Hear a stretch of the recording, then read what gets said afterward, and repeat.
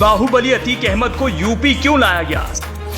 सवाल सीधा सा है, जवाब क्या हो सकता है? साबरमती से प्रयागराज में अतीक अहमद, अब आगे क्या होगा? सब बेचैन हैं, सब जानना चाहते हैं क्या होगा जरायम की दुनिया के कैरेक्टर के साथ। जब साबरमती से प्रयागराज बाहुबली अतीक अहमद को लाया जा रहा था, अतीक डरा हुआ था, सोच रहा था, उसके जहन में निश्चय ही ये ख्याल आ रहा था अपने साथ खेल हो जाएगा, उसी विकास दुबे के जैसा। गाड़ी पलटी, विकास खल्लास हो गया।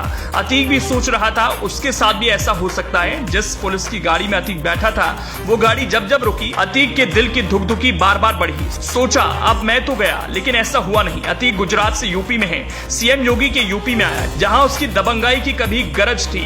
उसके सामने सत्ता से लेकर पुलिस थरथराती रही।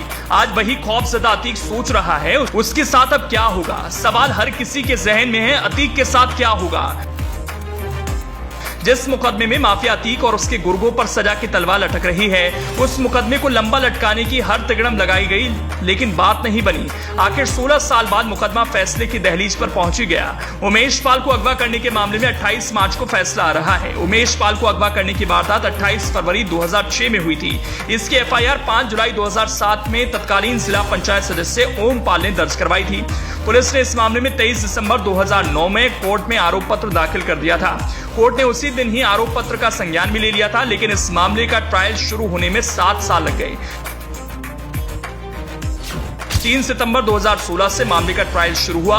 1 मई 2019 में इस मामले में अभियोजन के साक्ष्य पूरे हो गए। अतीक ने मामले को लटकाने की भरसक कोशिश की। उसके लिए 2 गवाहों की फिर से गवाही करवाने और कुछ नए गवाहों को भी शामिल करने की अर्जी दी गई। निचली अदालतों के खिलाफ अतीक गैंग की तरफ से 2 रिवीजन हाईकोर्ट में दाखिल की गई। इसमें एक रिवीजन एडीजी कोर्ट के फैसले के खिलाफ और दूसरा सिविल जज के खिलाफ था। हाईकोर्ट ने इन दोनों को ही खारिज कर दिया।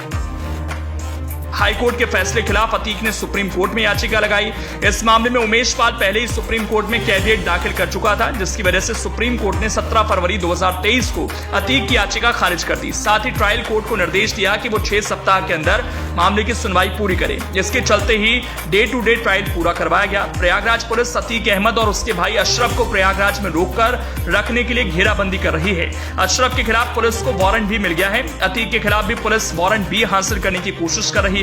28 मार्च तक अतीक के खिलाफ भी वारंट भी जारी हो सकता है। अगर ऐसा हो जाता है तो प्रयागराज पुलिस दोनों को उमेश पाल हत्याकांड और अन्य मामलों में प्रयागराज में रोकने में कामयाब हो सकती है। इसलिए यूपी पुलिस अतीक को लेकर यूपी आई है, ताकि उसकी घेराबंदी हो सके और उसके गुनाहों का हिसाब हो सके।